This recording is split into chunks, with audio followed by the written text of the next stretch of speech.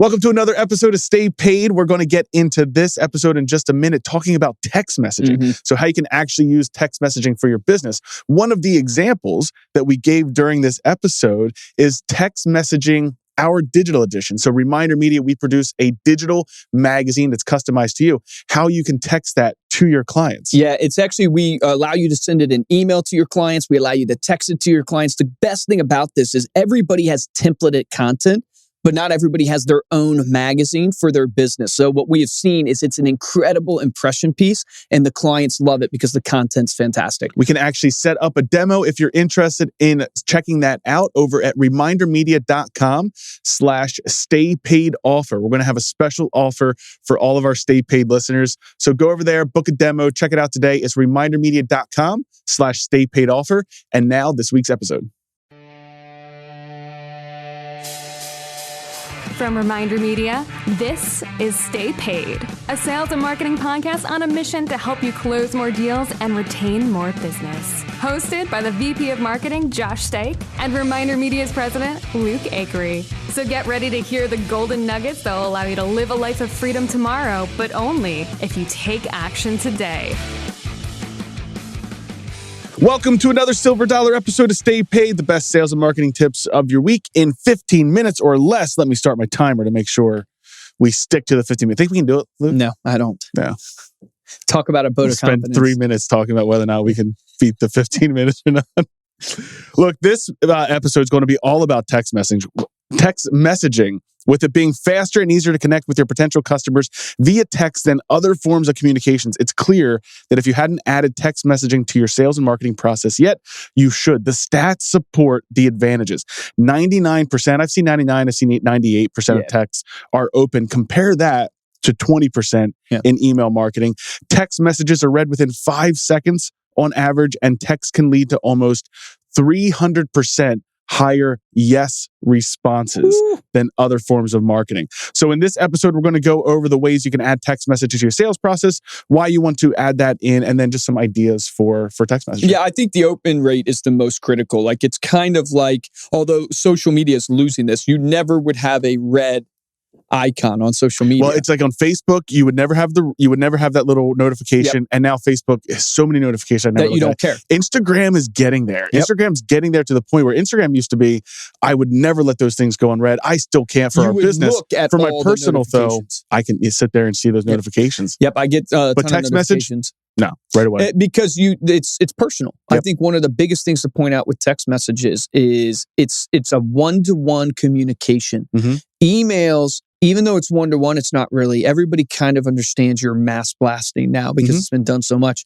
Text, people do not feel it's mass blast. So, I mean, this plays into like maybe best practices and stuff, but it's like write your text as personal as you can make it in a way. Like don't make it a business.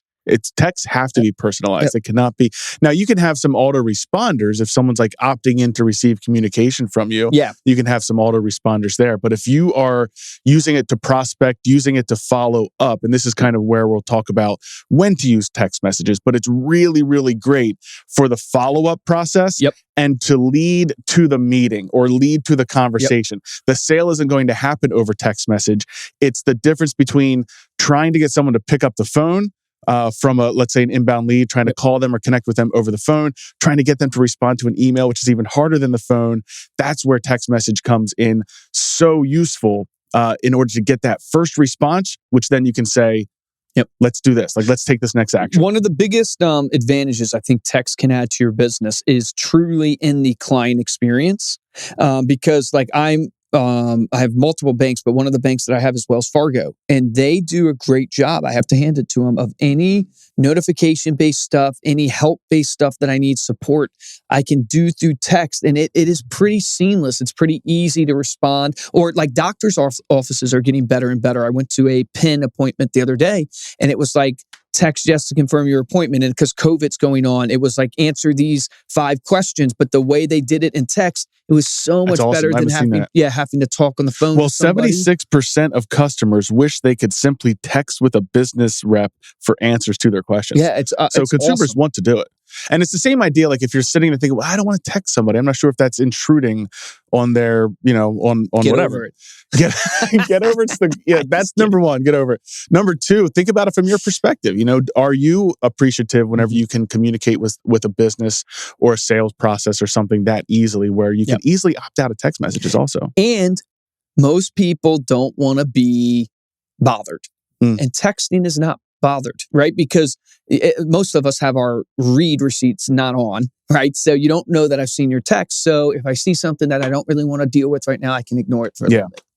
We had some great examples kind of incorporating text messages into your sales process when we had Michael Hellickson on the podcast. He brought up the idea of not only of the double dial, right? Call somebody. If they don't answer, don't leave a voicemail, call right back. If they still don't answer, he gave this great example of send them a text message with these 3 words. Is this blank? So is this Susie, if that's the person that you're trying to contact? They will immediately see that, but wait a minute, I just got 2 calls from this number and I got a text message from this number. What's running through their head? Oh my gosh, what's going on? Who is this? They'll say, yes, who's this? Simply reply, calling you now, and call right back. And he's like, every single time that works. And then I think the important thing there is, how do you then transition that into not feeling or not being like you are manipulative? Yes. Right?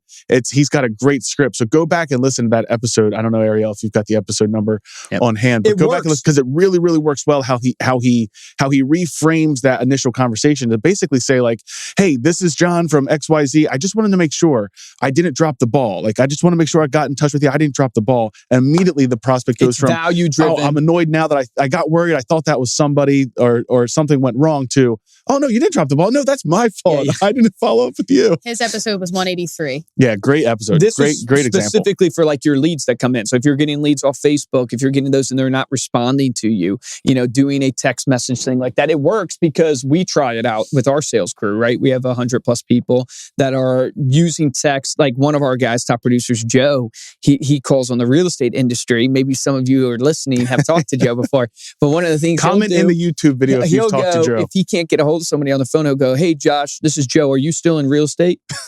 And they respond. I mean, they go, I'm still in real estate. All right, calling you now. Boom, they'll call. That's awesome. So almost knocked my phone off, off the chair here. Well, also keep in mind like who you are working with. So as this new generation is kind of coming in, if you're in real estate, millennials are buying houses right now. Millennials are twice as right now. They're buying houses right now. You've got to get them. Now, they're twice as likely to answer text reply to text from an unknown sender than Gen X is. Okay, so kind of think about it that way.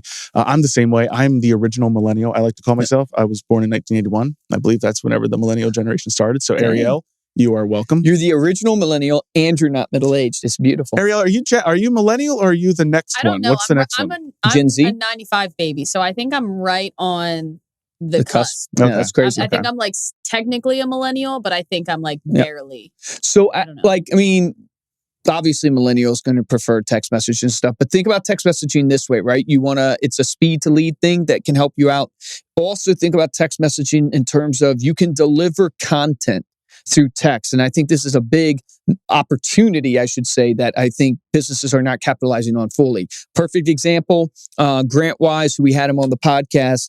We're talking about Facebook ads. We have a meeting on Friday. What does he do? He texts me a video of himself just saying how excited he is for the meeting on Friday, gives me a few other data points on this meeting, and it was a video message. That's content coming through a feed that I'm going to look at 98% of the time, and it's a different avenue to getting to know Grant. You should be doing that for your clients. Take 5 people a day, text them a video. Hey, thinking about you today. This is amazing on the holidays. What's coming up? What's a holiday coming up? Coming up? St. Patrick's Day? Well, after this episode releases, I don't know, Memorial Day. Oh, yeah, because this Easter is this April. year is April 4th. So depending on when this episode so comes out, April, so maybe Easter or Memorial Day or whatever. Text people a video message, right? Or text them a piece of content. We have a digital magazine that we offer for our clients. It's great in text message because it comes across as a beautiful image, not an ugly link. And I can easily go, hey, Josh, thinking about you today, man. Hope you're doing well. Hey, thought you might love my digital magazine. Check out the drink recipe on page 3. I tried it, man, but be careful. Don't have too many. Shoot that to you in a text message. Super personal, content driven. It's another form of marketing. No, I love it. I mean, we're kind of talking about it from the deal standpoint and getting the prospect on the phone. The relationship standpoint, you cannot overlook. I know we've got relationships with people that we work with. You mentioned Grant, Sean Carpenter. We mentioned him a lot as well. Always shooting videos over text message, always reaching out. He even does it's part of like his 4 H's where he'll reach out to people on text message each day, kind of going through his list just to maintain that relationship. And it's because if you send me an email to maintain that relationship, I'll get it. I'll see it. I'll probably reply to it. If you send me a text message, though, it just feels more personal. And it can be in the moment, too. Yeah. So Sean will, in the moment, after he listened to our podcast, give us a shout out or tell us what he says it's really bad. Yeah, sometimes he tells us that episode sucked. It's great. But meaning like he'll use the moment. So use the moment to make it personal. Also with texting, you can do mass texting. So you can do mass texting on the holidays, right, to people, and it will still feel personal if you do it right. Yeah, that's awesome. Some of the best practices we just want to go over, though, is if you are using it for your sales process, make sure you're getting consent. The Telephone Consumer Protection Act does require companies to get consent before texting customers. So that's one thing to build into your process. Or add in the stop. You add in the stop, yep. Providing value, obviously, we talked to that. Use calls to action. So like any marketing, your marketing message, your sales message is not going to move the conversation forward. And this is what we're trying to do. We're trying to get this to the next level, either that conversation, that meeting, whatever that might be. So make sure that you're providing clear direction on what the prospect should do next. Book a call. Call me, fill out this form, whatever that might be. The other one would be to respond personally, not using too many autoresponders when possible, and then be respectful of time. I think this is a big one. Make sure that when you're sending text message for your business, you're doing it within business hours. You're doing it within the hours that you would normally call. Now, when we come to the relationship side, if you've got a great relationship with somebody and you're kind of maintaining it, even at a business level, you can always text in the evening, but make sure that you're just respectful. I will point out, because I have a lot of relationships, business relationships, where we text. We're not super close, right? But we text. And it is a little hard to end the conversation as the recipient. So just keep that in mind. Like if because you're reaching out to somebody, they see you as a business person, you're trying to build more and more of that relationship. But if you're only texting them, not, getting to know them by taking them out to dinner and stuff, you want to make sure you are always ending the convo for people. People appreciate that. Going simple as like, hey, checking in on your, hey man, well, I hope you have a great day. Right? That ends the discussion, and now it doesn't feel like there has to be another reply or something like that. It's just like giving that ending has really, that's something that I wish people would do for me that they don't do. No, that's awesome. Thank you so much for listening. Those are some ideas on why you should be using text messages, when to use them, a couple examples of how to use them, and then the best practices for using them. You can head on over to staypaidpodcast.com for the show notes. And the video of this episode. To support the show, we'd love it if you'd subscribe on Apple Podcasts and leave us a 5-star review and a comment to let us know how we're doing. And the best way to help out the show is to text it to somebody. Shoot someone a quick text and say, hey, I was thinking about you. Listen to this, what a great application. This episode on text messaging and thought it might come in handy for your business. Speaking of text, texting, you do it on the phone, right? So it's like you got that auto correct. Yeah. Like on the phone, like it auto corrects things. So it kind of got me to think. So I started doing some research. Do you know what word is always spelled wrong in the dictionary? Wrong. Wrong is the answer. Dude, Ariel, you are smarter than me.